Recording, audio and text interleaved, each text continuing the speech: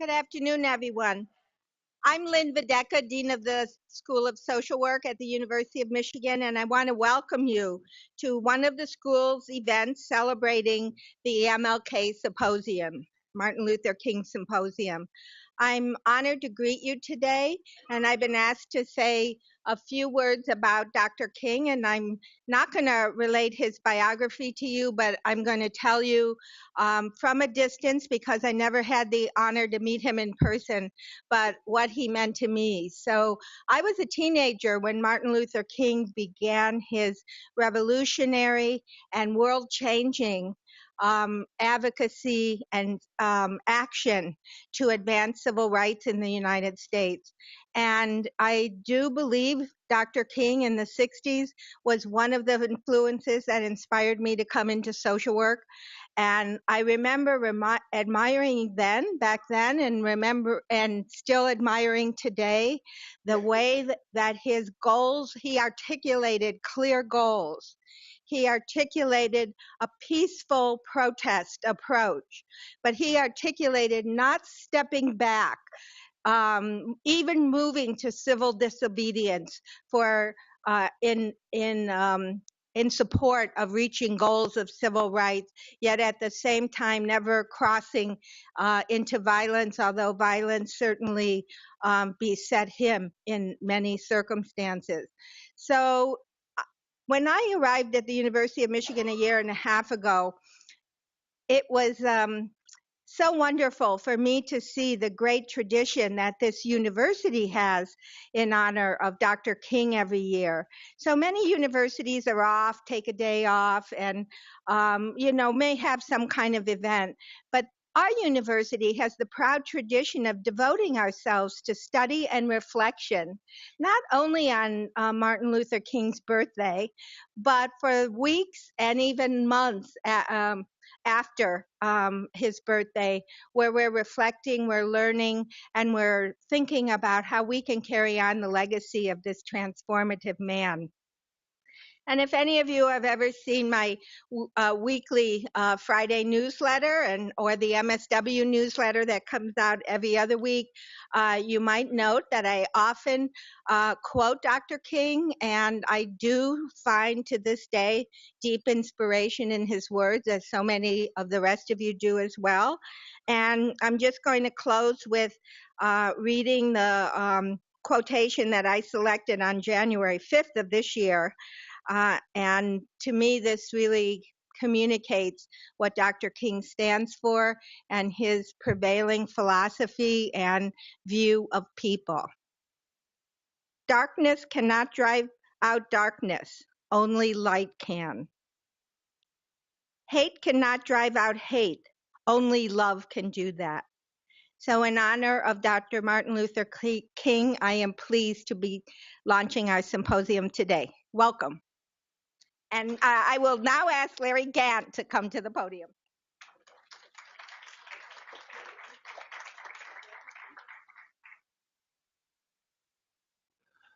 Thank you and welcome. I'm going to keep this very brief because you did not come to hear me speak. You came to hear our guest speak, okay? All that I will say is that there are no coincidences. I remember when Amber first, a few months ago, brought the idea of having Adrienne Maree Brown to present.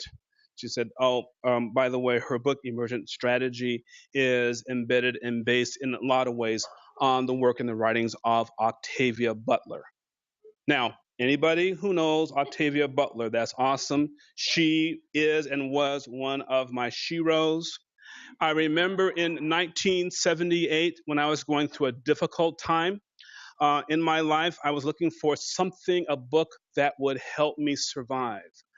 I went into an old bookstore and I picked up a copy, first edition as I kind of remember it now, of Octavia Butler's book Survivor, 1978. Okay, the only book never reprinted. Okay, so when she was here at Marygrove College a few years ago, I had her sign and she said, "Oh my God, I haven't seen this in a long time. Where did you get it?" And I said, "Honestly, I found it and it saved my life." I had the book in my hand when I read Amber's email, and I said, So my email to her was basically, oh yeah, anybody who incorporates Octavia Butler's work into community practice and community organizing, we need to have here yesterday. Whatever you need to do, whatever you need to do, by all means. Okay. She's going to talk about this. All I'm going to say is this: you need to read this book. You need to buy the book. And of course, I talked with some other folks of the learning community. We're going to get some other copies as well here.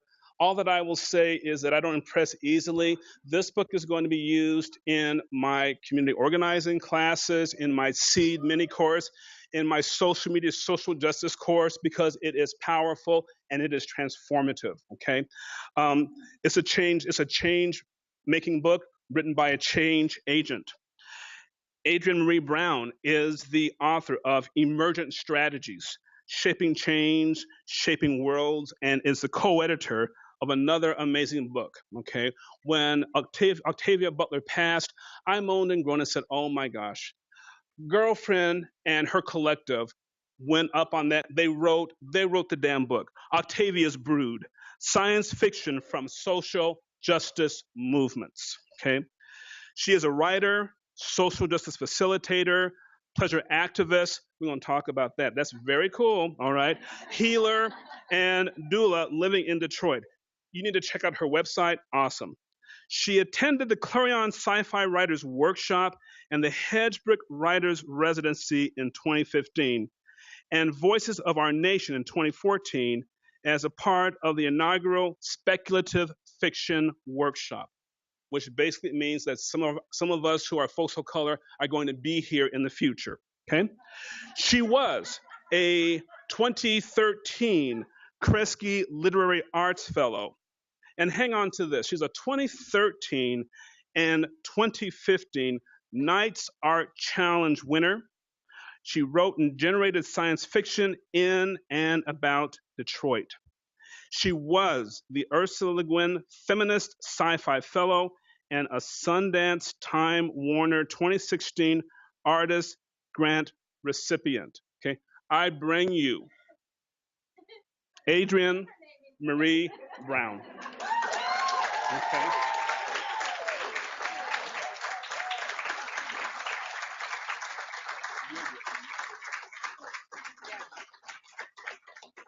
Wow, I feel so awesome now. I've been living my life, y'all. So it's so good to be here with you. Thank you for joining me. Thanks for coming to spend your precious life time with me right now. And I'm geeked out to be here. There's a lot of friends and beloveds in the space, and it's exciting to see y'all. And then a lot of people I don't know, but I know if you're showing up here, then we're probably like converging on our paths, right? Like it's like, oh, I want to be in conversation with you. A lot of why I wrote this book was that I felt like I kept walking around and being in these conversations with people where I was like, should we be doing everything just differently? And then people like, yeah, here's the way I want to do it. Here's the way I want to do it. So a lot of the idea of this book is to give us all permission to do things very differently and to look to different places for where we get our guidance and our wisdom and our where we seek and find leadership. So, but I wanted to start out today. You heard in my bio that I was the Ursula Le Guin Feminist Fellow, and Ursula was a great teacher of mine and a great part of this lineage for me of understanding emergent strategy, turning to nature as a place to learn about the world, being complex. You know, Ursula was a painter and a sketch artist and a poet and a mother, and also built world after world after world. So I wanted to start off. I found out she passed yesterday, and I just was like crying nonstop. Like I really was just like, oh, I keep crying, even though I'm so grateful. She lived to be 88. She had an amazing life. Like, get it, Ursula. She really did that. And I was just telling Elizabeth, I got to meet her when I did the fellowship. I got to meet her and sit with her. And then I got to correspond with her a little bit. And she had a very clear sense. I didn't ask her to be my mentor, but I was definitely kind of being like, you know, I met Grace Lee Boggs. Grace Lee Boggs was actually a mentor of mine and was like down for the cause. And Grace I met her when she was 92, and she and I got to be friends, and I got to learn from her until she was 100 years old and 100 days old. She passed away about 2 years ago. And so I was telling that to Ursula, and I was definitely saying in a way of like, hey, you might think you're too old for us to be friends, but you're young compared to some of my friends. It's like no big deal. And she wrote back very quickly, I'm not actually available for mentorship or even much of a friendship. I can feel myself deteriorating. I can feel that happening. And it was I was like, oh, wow, that self-awareness that she had. And I told her, thanks for your life. And she said, thanks, I enjoyed it. So what I wanted to do was tell you this. I wanted to read something to you that I wrote kind of between last night and this morning. That is my final letter to Ursula that I sent back to her email this morning. So it's final letter to Ursula Le Guin, sent the day after your departure. First, a few excerpts from our correspondence, which will be published in the Ursula Le Guin Sci-Fi and Social Justice Reader this year. 1, A and B, that's me. How does imagination help our species survive? Ursula Le Guin. It is through imagination that we think intelligently about what we've done, are doing, and should do. 2, did you ever spend time with Octavia? And I asked this question because I spent a lot of time in Ursula's papers, and she had correspondence, like folders, thick folders of correspondence between her and all these other sci-fi writers. And of course, I'm sitting there like, but where's the Octavia folder? Where's the Octavia folder? I want that, and I couldn't find anything. So, I'd asked her, like, did you correspond? And then I was like, did you meet her? She said, we only met 2 or 3 times. She was an extraordinary person, both formidable and lovable. I always felt that she was larger than life, if you know what I mean. I'm like, yes, girl, you are not alone. And then the third was what I said. Thanks for your life's work. And Ursula said, you're very welcome. I've enjoyed it very much. And then a preface for this letter. A relationship with a beloved writer can be a very selfish place. You are alone with them, building an understanding of the world through their eyes and some intimate pairing of imaginations. They paint the worlds, but it all happens inside you. I tried to write something more epic and universal, and I trust that that will come. But first, I wanted to write a letter just to her that was about how she shaped me. So, dear Ursula, great teacher, great spirit. I've been crying since I got the news of your passing and also feeling very alive. I got to live at the same time as you, and I get the honor of grieving you. There are thoughts and ideas you wrote down that became beliefs for my whole life, marking posts on the journey of freeing myself. There are questions you asked that changed the way I could think. Many of us don't get to experience grandparents who can accept us as whole. For me, you were one of the adults who stepped into that yawning space, who joined the composite of my dream elder. You let me know I may be in the wrong universe, but I am not wrong. I am not impossible. You not only matched and fed my queer, unorthodox mind, but pushed me further. On relationships and sex alone, you had me consider, what about 4-way marriage? What about gender as a responsive, switchy sexual state that's otherwise non-existent? What about instead of a period, you just had a monthly sexual overdrive and a special place to go orgy for that time? I mean, like, you meet her and you're like, I can't believe you were thinking those thoughts, girl. Anyway, it's like, she's a little freak. So I am a lucky one. I'm a lucky one. I got to tell you to your face that you were everything, and you were gracious about it. I'm still creating a project about your work. In researching it, I became fascinated by you, your abundant correspondence, your art and poetry connected to the worlds you created, your fierce letters to local editors about tree removals, your loves, your flirtations. I still want to read everything, and it feels impossible in the best way. Writers cast themselves out to the world with words so that now you feel fully dispersed more than gone. You were so generous with your gifts, and you were rare, both prolific and genius. So many genius words. And the worlds you wrote increased my trust that white people could imagine something beyond their own supremacy, and that capitalism could be out-imagined like monarchy. And even when I did not seek you, you were there. When I learned to meditate, you'd left me a framework. When I fell in love with the Tao Te Ching, I could turn to your translation. When I wanted amazing fiction for all my nibblings, which nibblings is a gender neutral way to speak of the children of your siblings. So get with it, nibblings. So when I wanted an amazing fiction for all my nibblings, you had a series on flying cats. When I needed to stand up for something and felt alone in my dignity, you told me about the ones who walk away from a utopia that's dependent on someone else's suffering. When I lost hope in this world, you offered me a plethora of fully formed universes to learn from. You even gave me multiple options for moving between universes, both distant and parallel. When some aspect of humanity felt beyond my comprehension or compassion, I found books you had written 20 years before that not only opened my heart, opened the possible in me, but generated desire for that specific difference. And when I wondered if imagination could be necessary for revolution and transformation, you said yes. You said, our dreams and visions matter. They are the way we make oppression temporary. 88 years. I wanted more. You're that kind of human.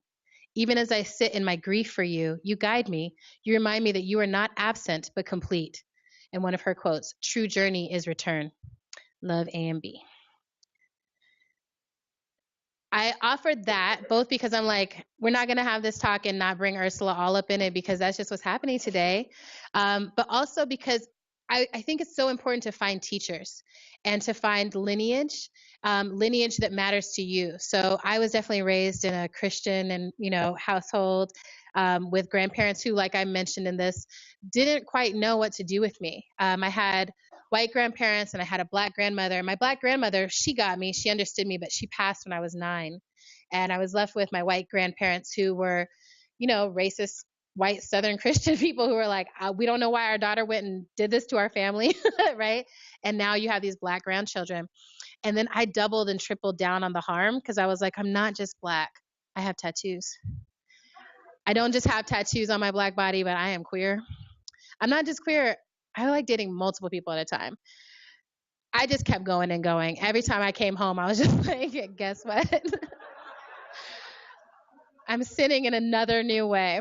And I think for a long time, it made me feel a way about older people, right? I was just like, older people don't have anything for me. Like somehow I'm already evolved beyond them. So what can I learn here? So coming across the work of grace, like meeting someone where suddenly I could approach my grandparents and be like, you are 30 years younger than this person. And she figured out how to not be a homophobic, transphobic asshole. What's up? Like, why you're making choices here? And then Ursula Gwynn, same thing. Octavia Butler, same thing. Just being like, oh, there's been people, always been people who are making different choices and who are paying attention to how we connect rather than how we hold supremacy.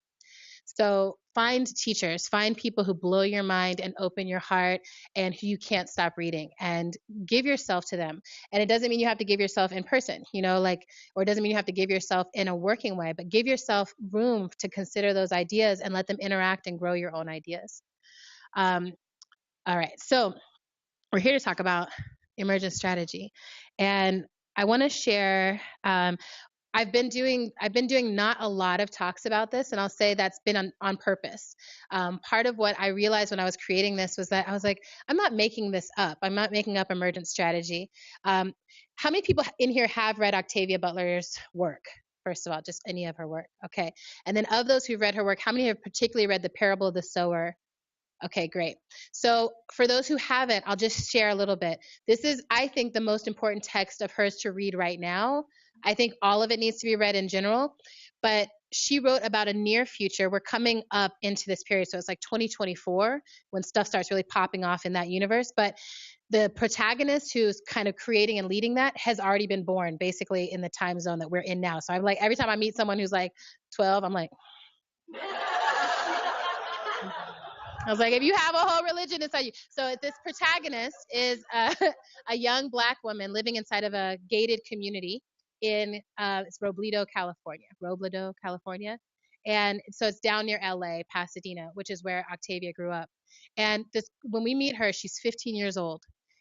And she's also grown up in a Christian household. So this really resonated for me. I was like, you're growing up in this household, but you believe something totally different. And what she believed was something that she called earth seed, right? And it had pieces to it. It's basically like a spiritual belief system, a whole new way of seeing the world. And emergent strategy is very much based on a lot of earth seed. So it's some of the core components on it. The destiny of earthseed is to take root amongst the stars. So I always interpret that two ways. When I was younger, I was just like, I'm going to space. I'm supposed to be with an alien. I'm always like, no matter what relationship I'm in, I'm always like, but if an alien comes along, you know, some people are like, it's Brad Pitt. I'm like, it's an alien, you know? So, so one part of it was like, I'm supposed to go to space and be in space and travel the stars. I grew up in a Star Trek household, so it was like, we're supposed to be exploring the stars. But then as I've gotten older and fallen more in love with this particular planet, I just have had this like epiphany of like, oh, we are amongst the stars, right? This planet is amongst the stars. We are out here in the universe. There's no better place than this one. But how do we take root here? What does it mean to take root amongst the stars? To be like, I am of this universe, I'm of this planet, I'm of this place, and all of it could be available to me. So I think there was a real call in there of like, how do we actually move beyond what Octavia said was our core flaw, which was the combination of hierarchy and intellect, right? That because humans, we can intellect, we can reason, we can think things through, but we use it almost always to enforce hierarchy, to create hierarchies, to create systems of supremacy and inferiority. So she said, if we could find a way past that, basically, find a way to be in right relationship with change and with each other, then we might stand a chance.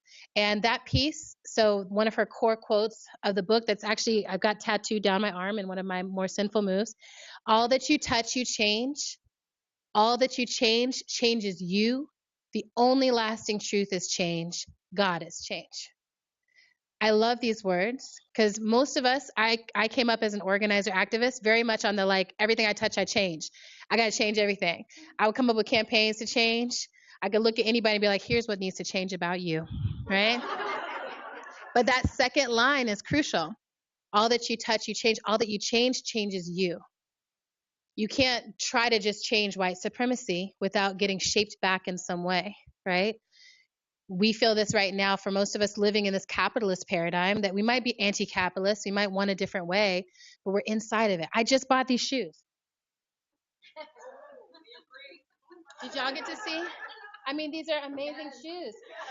But do I need them? No, it's just someone knew that that was my favorite color. They told Rihanna and she made them for me. And so I was like, I gotta do this thing, right?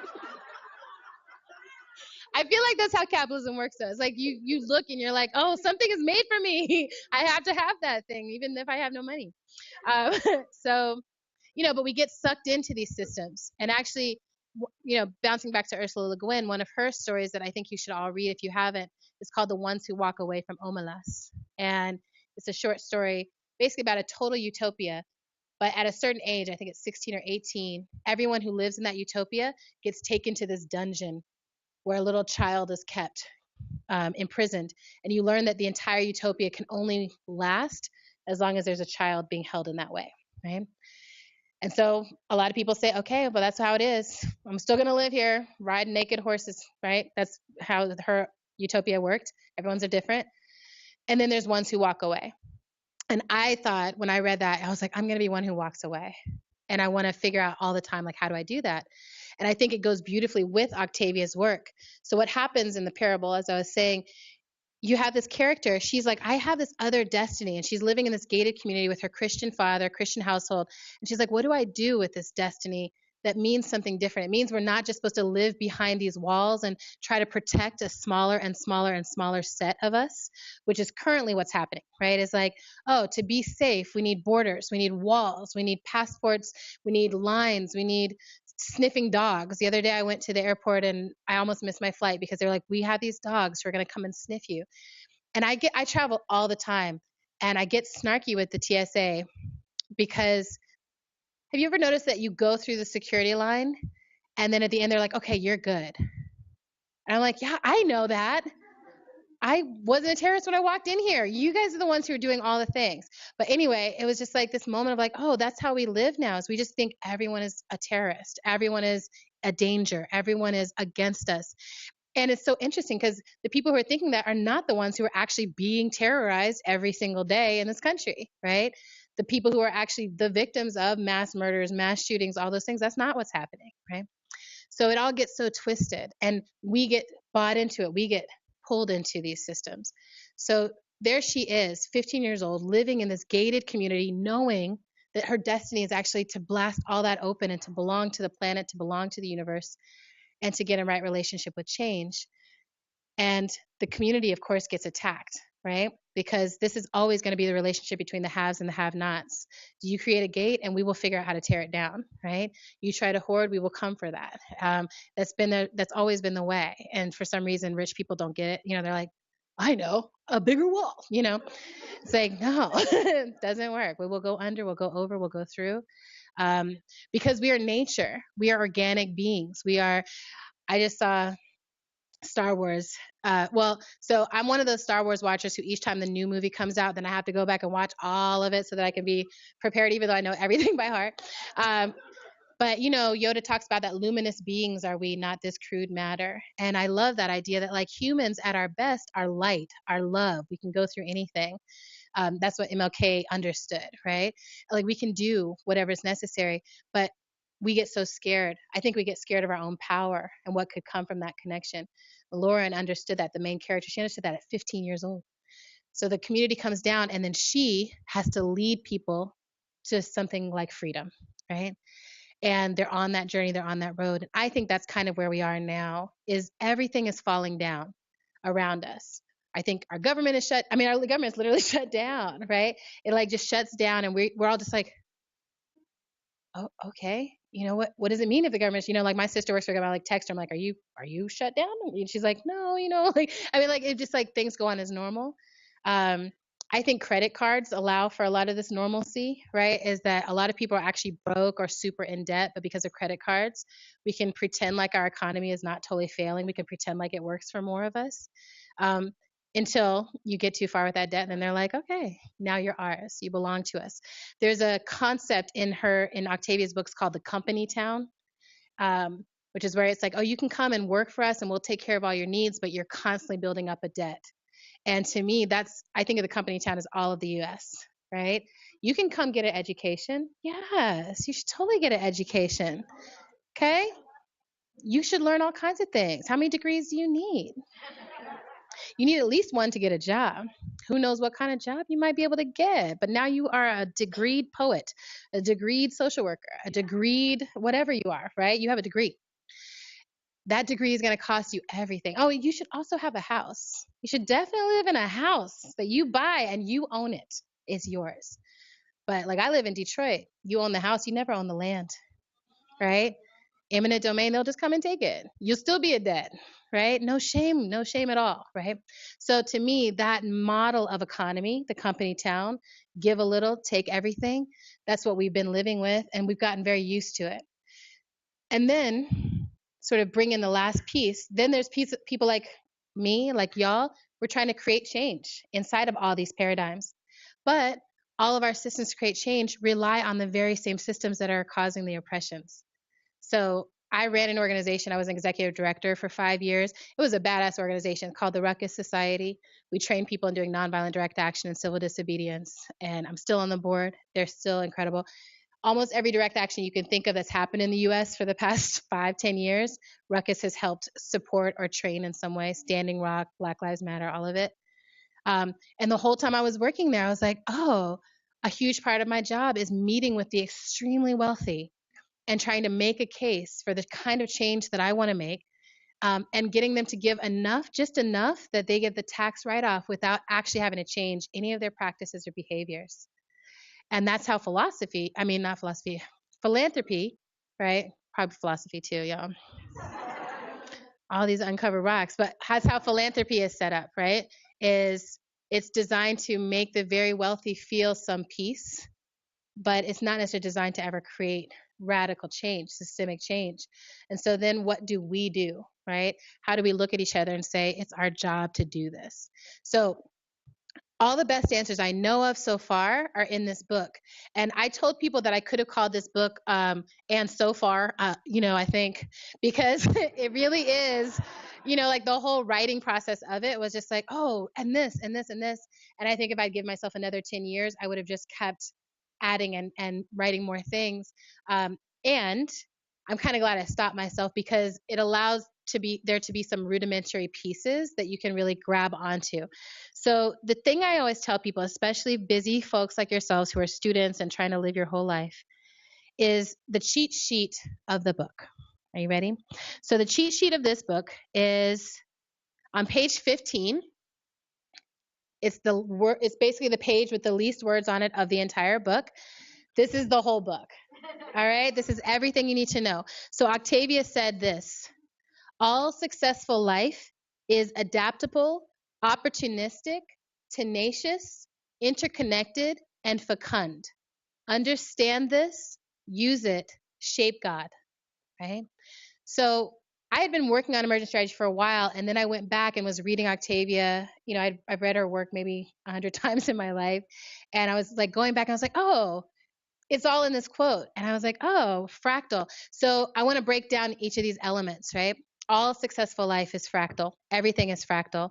What fractal means is the connection between the very small and the very large, and the fact that everything large is made up of these patterns, very small patterns, right? We're a universe of patterns. We're a universe of sounds. We're a universe of waves. We're not a universe of walls, actually, right? Even the things that look like walls are made up of very small patterns that if you know how to approach it, you can make it fall apart, okay? And fractals are also something that you'll experience if you look at your fingertip, right? There's a spiral on your fingertip. That's the same shape that if you look at a wave from the side, it's spiraling forward, coming out. If you look at our galaxies, they are spirals moving through space, right? There are shapes like that that connect the very small to the very big. The way we can use that to create change is if we have not accomplished something at a small scale, we will not be able to make it happen or bring it to pass on a large scale. So, my test that I love to do. How many of you all in this room feel like you are in a living, functional democracy in your home? Which might be with your partner, might be with your roommates, right? Yeah, so in your home, you make decisions together about your budget, you vote, or, you know, in some way, everyone gets to be a part of the decision-making process. Awesome. Okay, you're overachievers already compared to most humans. And then how many of you who have that would say that also holds if you extend it to your block, right? Me, it's not just me and my family and me and my peeps, but actually going out to the level of my block, we're still at a functional democracy. We make decisions together for, you know, mowing the lawns, watering stuff. We're not there yet. We got one person left. All right, so then we're going to take it out to the city level, right? We're here in Ann Arbor. How many people feel like the functional democracy? No? We lost it? Okay, so, right? Okay, so that's test one, right? The second one, the second test I'll do with y'all, we live in a punitive justice system at the federal level. What that means is just when something happens that we consider harmful, the way we respond is to punish it, right? We do this to our kids. We're like, you were bad, I'm going to hit you and punish you, right? And then we do this at an adult level. You were bad, I'm going to put you in a prison, right? It's all the same activity being played out. So the other models available for justice include restorative justice, right? It says, hey, some harm happened and we want to restore ourselves back to the conditions before that harm. I think that's a great step in the right direction. And then there's a step even further than that, transformative justice, right? Transformative justice says if we just restore back to the conditions, the harm is probably going to happen again because in those original conditions, you were hungry and you stole something because you were hungry, right? Or you were upset or you couldn't, you know. So transformative justice asks us to do that, what Angela Davis calls that radical work, going down to the root, right? And saying what's wrong at the root system? How do we pull that up so that we can actually create transformed conditions where the harm does not need to happen anymore? So I offer that to ask you, how many people feel like in your intimate relationships, your friendships, your home, you're at a transformative justice level? When harm happens, you work together to go down to the root, okay? And figure out how do we stop this harm from happening again, all right? So I see about a fourth of the room, and then we've got some shakies. Right? Shaky is good. Shaky is like, I'm learning, right? That's how I was like, I'm trying to figure it out, honey, but sometimes people piss me off. I don't have a lot of practice yet, right? So how many people would say they're practicing restorative at that level, right? Something happens, we at least try to restore back to the same conditions. I always think of this as the like, don't go to bed mad, you know, that kind of don't go to bed mad. So, right? And then how many people are like, no, it's basically punitive. Like if someone makes me mad, I'm like, we canceled that person, we evicted them from our lives, we cut them off, right? Okay? Own it, right? Because I think this happens a lot. As people are over here like, yeah, I want transformative justice. I want to end the prison industrial complex. But then like someone who you know and love is like, you know, I cheated on you or whatever. And you're like, you're dead to me. And it's like, is cheating really as bad as like murdering someone's whole family? Like how are we going to actually shift our approaches to these things, right? And so then for those who are practicing transformative justice, again, does it extend to the block level? Not quite. Neighbors are hard. Okay, if my neighbors were correct, it would be so much easier to do all this, right? I actually am very lucky. Like in my household, I have like really radical, awesome, amazing neighbors. But then my neighborhood has been gentrified. So if I had the neighbors I had like 10 years ago, I'd be like, yes, it's all good. But now I have these new like soccer mom neighbors who are just like running with strollers all the time. I'm just like, I don't know if we can get along. So, but I'm trying, I'm down. So I do those two experiments with people just to say these are two things that we regularly expect a president or an administration or leadership, mayors, governors to know how to do for our whole society. But we refuse to practice at our own level, like where we can actually impact and shape change.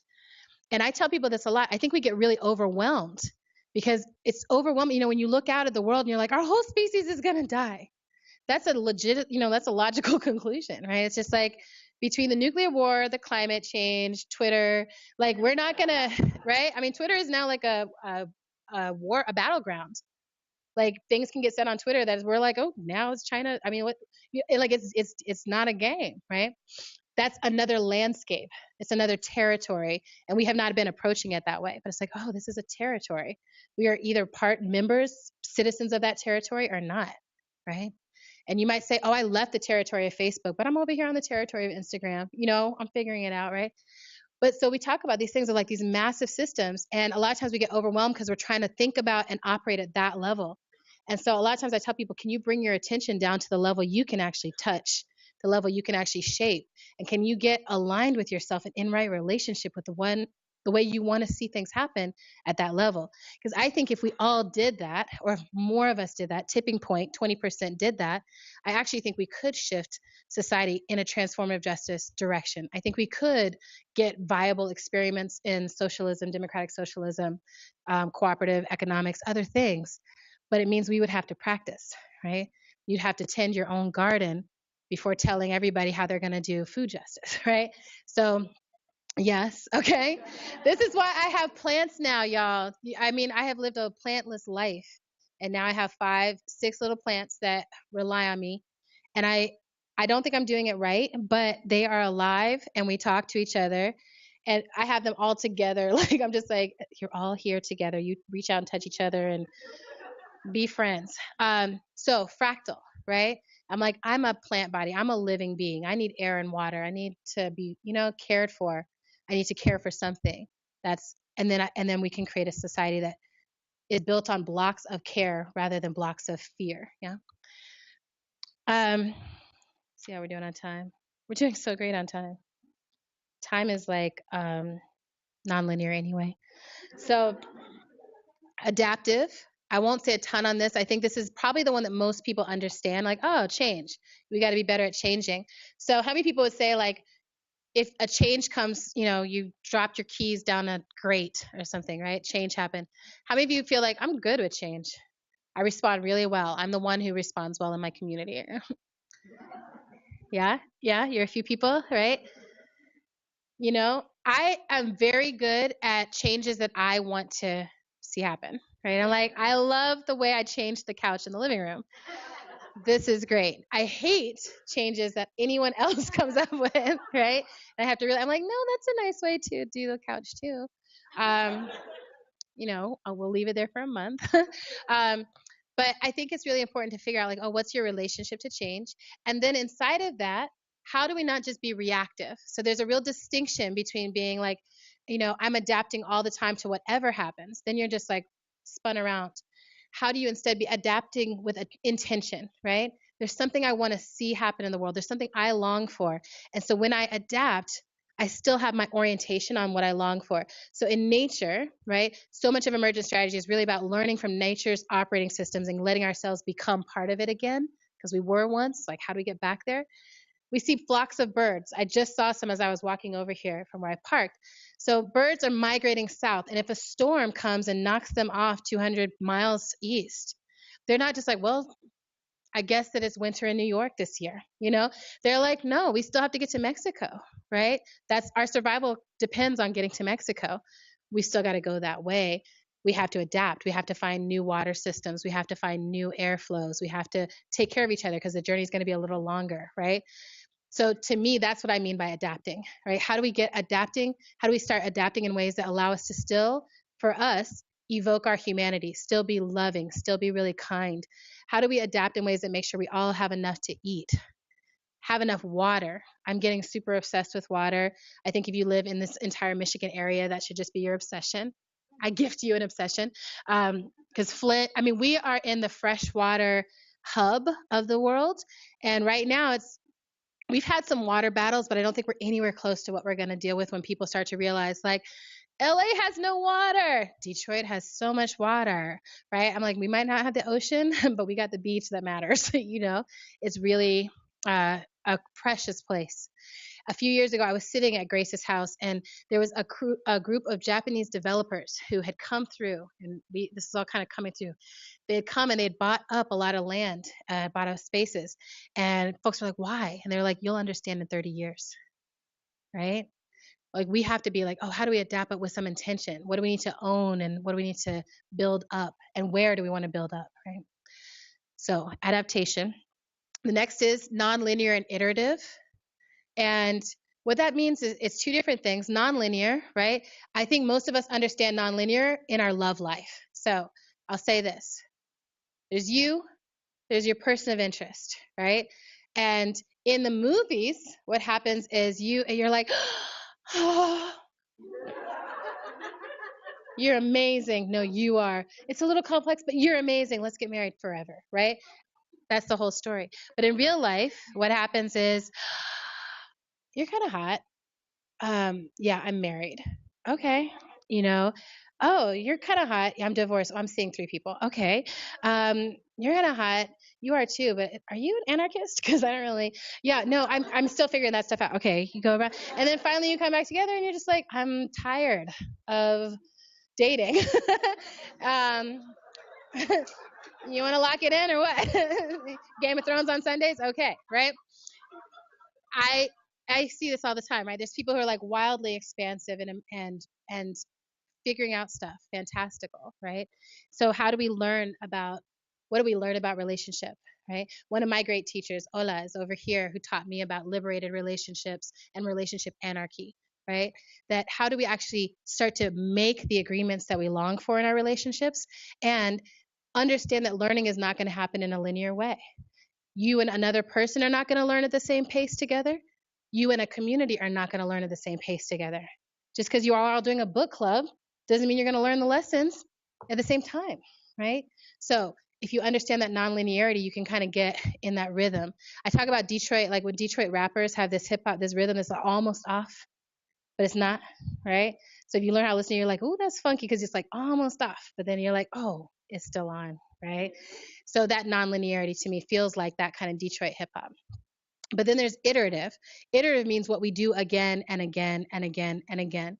So if you were raised in a household where conflict was avoided, for instance, you have lots of practice of ways to avoid conflict, right? So if someone's tone starts rising, you're like, I think it's time to do the dishes.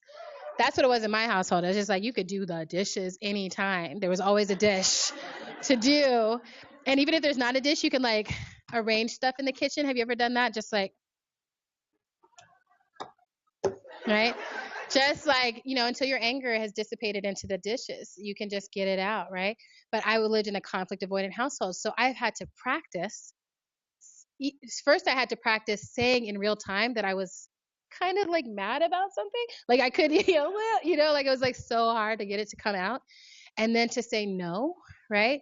I've been writing a little bit about this Aziz Ansari scandal that's gone down this past week, and my first reaction to it was that I think of a lot of people my generation, which was like, "Girl, why don't you just say no and go get in a cab?" And then I was like, "Why did I say that? Like, what? And then I had to process. I was like, "Oh, because I have had lots of practice in that particular experience of not saying no because I wasn't trained to say no."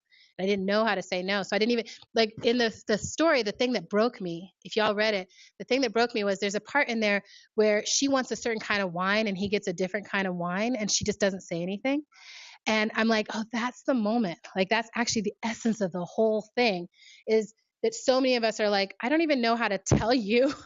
I don't even drink that kind of wine or whatever. We live in a society that is pro war, anti conflict, right? You're not trained in how to be good in conflict, but you are trained to go arm yourself up and go kill a stranger, right? It's such a sick way of approaching conflict resolution, right? We're not armed, we're not skilled in it.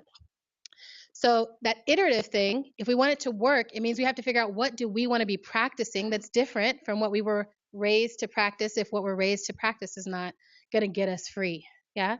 So for me, some of my practices that I've been in are 1,000% honesty, right? And I didn't start with everybody because that will mess up your entire life. People need you to lie sometimes. But I started with a couple of close friends, where I was just like, it was two friends who I call my woes, which I got from Drake working on excellence. I think you should acknowledge your teachers. So this idea of honesty was something we all committed to. And it looked like, I'm in a commitment to not eat ice cream because even though I love this thick frame, my knees are struggling a little bit and we need a little less ice cream, right? So I made this commitment to not eat ice cream. But then when no one was around, somehow there was some ice cream in my freezer. I don't know. And I just had a little bit, pint, whatever. Um, and then I would throw it away. And even though I lived by myself, I would push it down in the trash. Because what if someone visited and they like threw something away? Because I don't do ice cream, so I don't even know. Anyway, right? Whole situation. And even though it's like such a ridiculous thing, it was like, this is my great shame. I cannot let anyone know that I'm crossing this boundary. So I picked these two people and I was like, I'm going to tell you every time I eat ice cream. And what ended up coming out of that work was not that I ate less ice cream necessarily. It was that I felt less shame. And I realized like, oh, the shame, the secrecy is part of the whole thing, right? I was like, this ice cream only tastes good because it's sprinkled with shame and secrecy. I'm like, no one knows it's mine, right? And if I could bring it into the light, it was no longer as appealing to me. And it was like, oh, you got some healing work to do that's actually tied to this ice cream, right? So now I actually can do like 3 or 4 bites of ice cream and feel totally happy with it. And the ice cream is right there where anyone can see. And I offer the ice cream to other people when they come, like, do you need a little ice cream? I have some. I like it, you know? Right? But that took a few years, okay? So iterative. I had to be in that practice. And that small honesty about ice cream has allowed so many other honesties, right? It has allowed honesties that have gotten me in and out of safety, in and out of bravery, right? In and out of myself. I feel like, oh, I'm so much more myself because all the shackled up protection armor stuff that the lies take care of, I'm like, that's just heavy. And we're carrying that for other people. Like, I'm like, oh, if I could just make sure you feel okay, then I'm safer, right? For me in my lineage, that's leftover from slavery. I'm like, if you think I'm a danger and you're in power over me, you're going to flog me, you're going to take my kid away, take my husband away, something, right? So how can I make you feel safe? So for Black people, that's one of our shapes. Jewish people have a different shape. I think every kind of people, every lineage, there's something back there that told us you need to tuck it in just a little bit to make it safe for someone. And then some of that has continued, and some of that, it's like, I think I was, have y'all seen the show Bright, or movie Bright? Yeah. I don't know if I would throw one up for it, but I was watching it last night. I was watching part of it last night, and I had just got the first part, but I was like, oh, Will Smith is basically playing like the Black cop to an alien species, sort of the othering is happening at that level, in the way that when I'm in Boston, where my parents live outside Boston, I experience with Irish cops, right? So I'm like, oh, y'all were like, stepped on and treated like shit, but now you're the cops and now you have power, and this thing gets passed to Black folks, right? There's like this racism that happens there. And I'm like, oh, how do we unlock for Irish folks? Like, whiteness is not real. Let go of whiteness. I would say roll that out of the iteration. What can you claim of your actual lineage? Like Irish people are badasses. They're like super resistant people who have like amazing songs and amazing resistance. Like I would much rather see folks like I'm Irish or Italian, right? German. We've got some stuff back here. We've healed. We've done some work. Yeah. Iteration. What is it? We practice. How do we start to practice something new if we want to? All right. So we're almost there.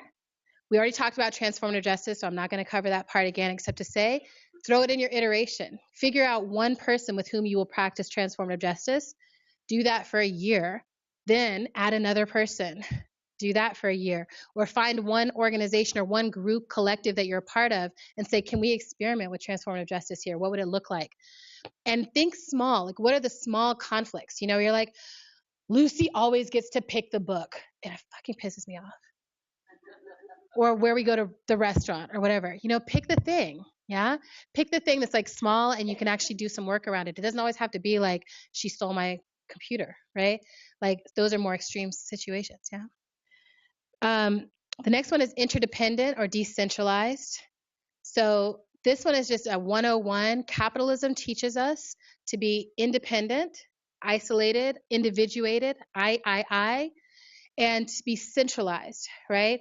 That I go out, I come up with the best idea, and then I bring it, I pitch it, I try to get people to give me money for my brilliant idea, me, because I'm brilliant, I'm amazing, and then I want to be at the center of that, right? So if I make an organization, I'm the center of my organization, and I hire other people around me. Or if we make a country, we're the center of the world, we're the number one, we're the superpower, we're the best, the greatest, right? And then everything else is supposed to circle around us. And we once thought that the whole universe, you know, we thought the whole universe was like this. We thought Earth was just the best. And that the sun was like, yeah, you guys are amazing. Like, I just want to shine on you all the time. Like, it's so great, right? It's so, you know, it's just like that's in there, right? That centrality.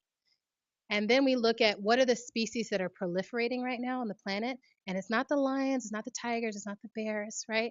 It's freaking roaches, okay? It's roaches, it's sparrows, it's squid, it's termites, it's collective creatures, right? Those that can figure out, ants are the snaps, right? Ants are like, hold up. Okay, this hurricane is happening. We all need to make a float thingy, okay? And that's what they do. So they're just like, you grab onto me, I'll grab onto you. And they make a surface and they float until they find something higher. And then they climb up that higher thing. And they're like, okay, we made it another day, right? We collaborated. Yeah. So how do we get interdependent like that? It's not just how do I take care of my survival, but how do we as a species survive and have that be a preeminent question of our lives? And then how do we decentralize where we look to for wisdom and how we hold vision? I talk a lot about the Zapatistas. Zapatistas have sovereignty today because they went door to door for 10 years having vision conversations with people in the community, right? Not the important speakers, not the people with 3,000 followers on Twitter, but just like someone working in their neighborhood until they had a shared vision, which means not just a vision that one person said and everyone was like, yeah, that one, right? But like you have to take it in your heart and be like, this is me, this is me. Yeah. So how do we get to a shared vision place? Yeah. That's what interdependence and decentralization are. And what becomes possible from that is the final element of emergent strategy, creating more possibilities. I was raised in a military household. Military strategy is all about narrowing down what is the one strategy, what is the single way that we can achieve victory. That's changing too, right? They're adapting actually. But when I was growing up, it was like there's actually a way. And a lot of times when we're at our meetings, we do this. We don't even realize we're doing it, but like we'll have an amazing brainstorm and then let's cross out all the brilliant things and just find the one thing. Lowest common denominator usually is not even the best idea. It's just like the least people have a problem with this one. Okay, now let's get excited about it. We're not. Like my idea was better. So how do we instead create more possibilities? Biodiverse ecosystems are the healthiest ecosystems because the mushroom is not trying to be the oak tree. It's like, I'm a mushroom. I'm going to grow on the side of the oak tree. I'm going to give the oak tree information about different harms that are happening in the community. And then there's a snake that can go by and it can like leave its skin there and then that'll mulch into the dirt and then that'll be food and everyone gets to play their position. I meet people all the time who are like mushrooms and they're like, how do I be an oak tree? I'm like, let that go, right? How do you be a really fucking dope mushroom? Like interconnected, fecund, magical, even, right?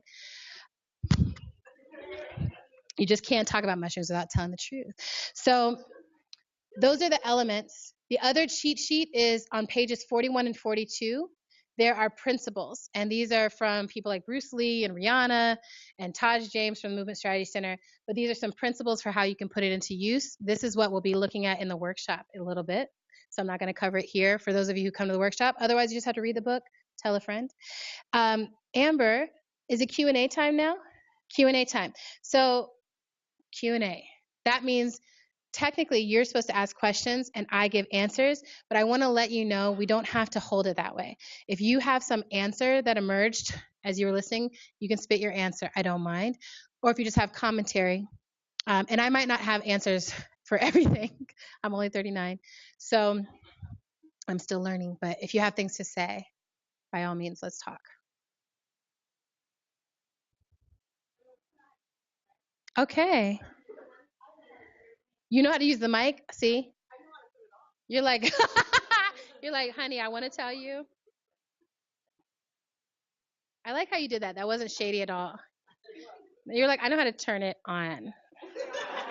Because I feel like this is actually the thing with most of my technology conversations I have with my parents is that they're like, you know, I'm mystified by this newfangled technology. And I'm like, have you tried the power switch? Let's always start there, right? Bye, friends who have to go now. Anyone? Anything? Yes.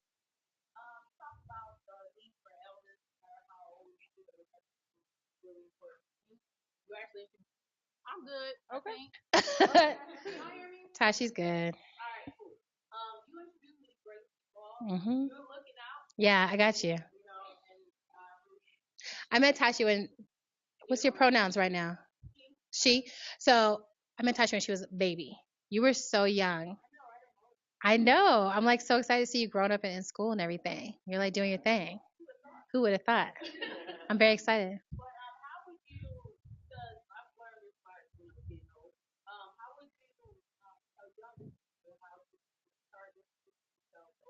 Oh, that's good.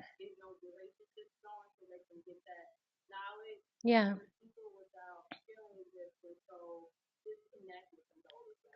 That's good. There's a few things. One is if there's elders in your family that are not intolerable, yeah, which I think is important. Like I'm on a break from my grandmother right now, and I love her, I miss her, but I'm like, you're really phobic of my whole self. Um, so just I think just during this administration, I'm like, I'm just gonna let you have whatever you need to do right now, and then I'll visit you later. Um, but if you have elders in your family, a lot of times they are sitting there and they would love someone to be interested in their lives and their stories. And I think a lot of times we look at like the bright, shiny elders, like, you know, who's out here who's been taking up space or, you know, and Grace was one of those. Like for me, she was like bright and shiny and available. But she made me ask new questions of the other elders that were in my family and in my life where I'm like, oh, you did what? Like I have elders who are picking cotton in their life, you know, in their lifetimes. Like, so I think of it as our span of life, right? I have elders who talk to me a little bit about what it felt like to go from corporal punishment to a system and schooling where that wasn't happening and how terrifying it was at first. Like how even for them, they were like, that gave us some sense of stability. Like we knew what was going on. And then all of a sudden there was not that, but no one knew how to do discipline in another way. And I'm just like, oh, that's fascinating. Like I think a lot of it is getting curious about their lives and the stories that they still want to tell. And I often will say, and Detroit Summer actually did something like this, to do projects so that you're not just signing up for like, hi, elder, I'm going to be here forever now, being your friend or whatever, but instead do a distinct project that allows you to create the relationship. Like, hi, even for my grandparents, I did this. Can I interview you about your life? Come up with 10 good questions, right? What's your great love story? When was a moment when you felt like you might not make it? How did you get through that? What was your relationship with your parents like? How did you end up living where you live? You know, there's like just some key questions that I'm like, those will open doors and let you know, like, who is this person? Are they of interest to me? Are they a good match? And then finding people who want to stay in conversation is good. And then being of some use. So, like, Grace, I had an amazing relationship with Grace. I really loved her so much. And some of the most precious time I had with her was when she was in hospice basically for the last 2 years of her life. She was sort of in and out, on and off of hospice, and she wasn't speaking much. And I would go, and she would just be like, "Sing," and she liked gospel. She liked old spiritual songs. So I would sing Amazing Grace. I would sing His Eyes on the Sparrow. And she would get overjoyed in a way that, like, in our academic conversations, our like conversations about theory and Hegel and all those things, we would get in it, we have fun. But like the look that would come on her face when she was just like, someone's just singing to me. And then there was a time somewhere in there where she was a little bit more coherent and still there. And I was like, what are you thinking about, Grace? And she was like, nothing. And it was like, oh yeah, like you bought so much. You've given us so much with your brain, and like you get to just chill. She's like, I'm looking out this window. And it was just so beautiful, right? So I think, but it also meant like Invincible and I at one point were like changing her diaper and, taking care of her old body. And I was like, I'm just so grateful to have gotten to be part of taking care of her. And I think that's one thing for older folks. I think this is going to be hard for me if I get to that age, right? But that you're so used to, you have been independent your whole life, and like who are you going to trust? You don't want to try, like you're going to have to, young people, we have to be able to move in and be like, I'm going to do this. I'm going to drive you around because you still want to be driven around and you want to try to drive yourself. My Uncle Joe just passed away, and he was always sneaking out of the house where he was not supposed to be driving anymore because he wanted to go visit his best friend in the hospital, right? And he wanted it to be on his own terms without supervision and a chaperone. He's like, we're grown ass men. We got things to talk about, And, so he would sneak out and do that. And I was like, oh, I wish I had been closer, because I'm like, I wouldn't drive you there and not have to come in the room, right? Little things like that. Like, how can you be of an offer so that it's not just a give me something? Yeah. Yeah. You're like, I do actually want a microphone. Thank you. Hi, my name's Amelia, and I grew up in Ann Arbor. Thank you so much for being here and offering us all this really precious So I'm just wisdom. going to grab my water. Okay, yeah, for sure. So I'm actually trying to move to Detroit, and I'm just curious to hear more about maybe how that specific place and kind of history shaped your book at all, if at all, and just kind of how that world and culture kind of played into, how you kind of see the world now, and just anything about Detroit. Yeah. Great. Well, let's see. I mean, I will say this. I started visiting Detroit in 2006. I fell in love with someone in Detroit who was a rapper. If you get a chance to fall in love with a rapper, definitely do that in your life. It's just like such a fun life. I mean, you're just like, whoa, like we're at the show. I mean, it's just very cool. I'm not that cool. So it was like getting to visit coolness for a little while. But I fell in love with a rapper. And one thing that I want to preface before I get into things about Detroit is that I built relationships in Detroit, and the invitation for me to move to Detroit came from people in Detroit, right? Grace, Jenny, Invincible, several people asked me, like, will you come and bring what you have to come? And so that feels important, especially as young folks coming in and checking out. There's so much gentrification happening in the city right now. It feels violent. And that doesn't mean that we don't need people who are willing to come and do good work, but find the place, the entree for that invitation, right? And it's totally possible, and it's there.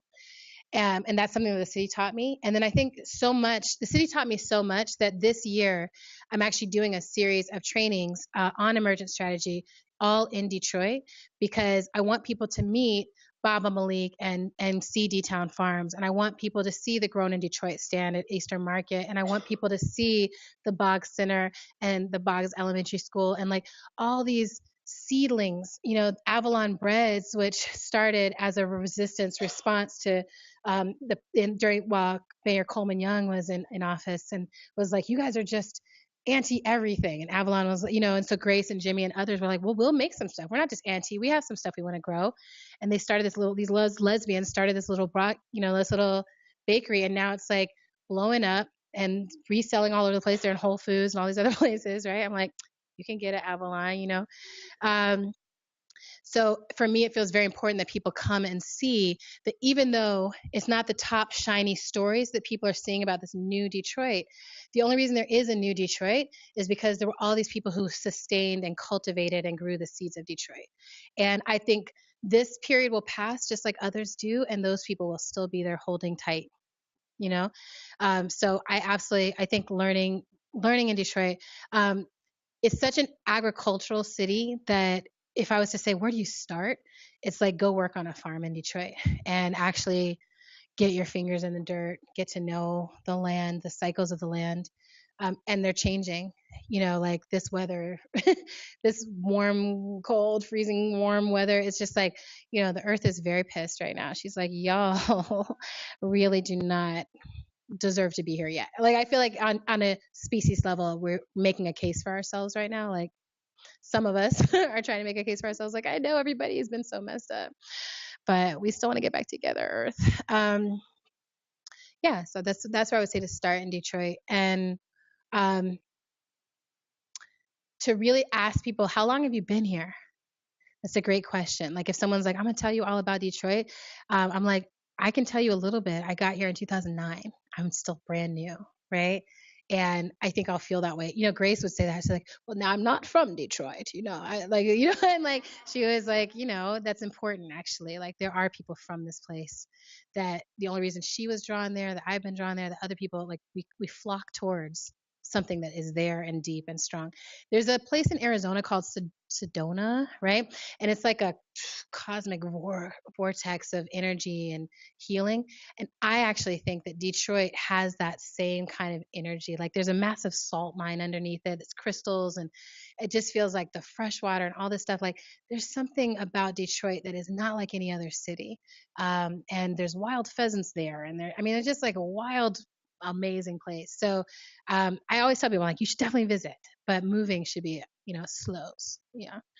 All right. Another question. Okay. Yes. It is you. Oh, I like that dress. Thank you. Hi. Hi. So I went to the Detroit welcoming, and that's when I seen you there first. And then after you shared, I guess how your father was in the military Mm-hmm. and how you dealt with that relationship, Mm-hmm. it's something that like resonated with me. Yes. And I've been thinking about like how should I ask you this question, and even driving down here, okay, I'm trying to frame it right, Oh my gosh. And it's like how as like organizers or as folks who do like activism in our community, I guess deal with relationships Mm-hmm. with our family members or intimate partners who do the work of white supremacy, even Mm-hmm. if they don't recognize it. Mm-hmm. And that's something that I'm trying to learn from that. And I've Yes. been like, so I don't know what to do. Yeah. And if That's a I don't know, great you can share question. something that can. It's a great question, and I want to start off by just saying thanks for the vulnerability and the pain in that question, because that it's so hard. It's actually the hardest territory, and I would love to be like, you just do this, this, and that, but I don't even have that yet. Like, I feel like my father is freer now than he was, and there's still there's still so many things I'm like, Dad, that's white supremacy. And he's black man, but he was raised in an environment where that was not encouraged or loved, and so he reshaped himself. I will say this: direct communication that is not righteous is a skill set. That's the art, and um, like, that's been for me, that's been the hardest. So like, when I was in college and I first got politicized, I came home to my father and I was like, you're a murderer. Like, I was just like, I know what you're up to, this imperialist neoliberal project. And like, I had all the language, and I just knew that I was right. And if I yelled at him at the dinner table in the right way, I don't know what I thought was going to happen on the other side of that, but I was just like, this needs to be handled. And I sometimes dip back in there, but mostly I then had to have some recognizance of his life was different from mine, so his survival methods had to be different from mine. I have the privilege to know about these things because of the sacrifices he made and the compromises he made with the white supremacy of his time. So his mother was a maid who was cleaning white people's houses and cleaning hotel rooms in South Carolina. He had no path to college other than the military, so he took that path. He had no path out of racist, horrific South Carolina in that time, but the military would fly him to Germany, fly him somewhere else, right? He didn't know about Germany, right? They've got their own history, but he was just like, I got to get there. He met my mom in a library at a college campus and looked across the room, and she was sitting with a white guy studying, and he made eyes at her and she made those eyes back, and they were married within 3 months. I mean, he made brave moves. He made brave moves for his time. So I had to find my own compassion and peace with like, oh, he made some brave moves. And what got lost in those moves. So part of my work with him now, I feel like, is I try to bring Blackness home to him. I try to bring home, like, I work with Movement for Black Lives, I work with Black Lives Matter, and I try to share with him all the time, look at this beautiful thing that Black people just did. Look at this incredible thing. To try to be like, I know that you got told a narrative about Black people, but there's this other thing, and it doesn't have to be Black power versus Stacey Dash, right? It's just like I was like, I don't know what to call that, but you know what I mean? Stacey Dash is the other person. She's a what we would call a very sold out Black person, right? She's like hates her Blackness. And so for my dad being like an invitation always to love Blackness and to see where he does love it. Yeah. Because that was the last thing I wanted to talk about before we left today. Is my current thing that I've been talking about a lot is attention liberation and attention reparations. Like, we are in this system that wants to take all of our attention and control it and put it on things. And our president now is someone who very much is, I want all of your attention on me, so I'm just going to do different things every day to get it, and say stupid things to get it. And so it's like, how do we say, oh no, you didn't earn this attention. This attention is miraculous. I cannot recreate this attention. I don't get this time back. I'm taking this attention, I'm putting it on my liberation, my freedom, social justice work, things that people are doing. I mean, all of you are learning how to put your attention on those who experience the most harm in the society and say, I see you, and I'm going to be with you while you go through your transformation. Like, that's such attention liberation. And so with my father, I do that too. Like, he's watching the news, listening to the news all day. And so I'm like, when I visit, I'm going to liberate some of your attention and bring it to these other things that don't show up in your media realm, so that it's happening. Now I try to text him at least once a day with something that I find moving and inspiring about humans. And, but I see it as lifelong work. Whereas when I was 18, I saw it as, I need to do this within the next year, right? That letting go of urgency, you can't change anyone else. So having an urgent desire to change other people isn't going to fail, but you can change yourself, transform yourself. Oh, it's time to stop talking. So you can transform yourself, right? And that's one of the things Grace said, transform yourself to transform the world. That front line where you can actually make adjustments is within you. And so it's like, go to that front line and be vigilant there so that you can be kind and soft with others and be an invitation. Thank you. Thank you for that question. Okay. So what's going to happen now, Amber? Okay, Colleen, come up.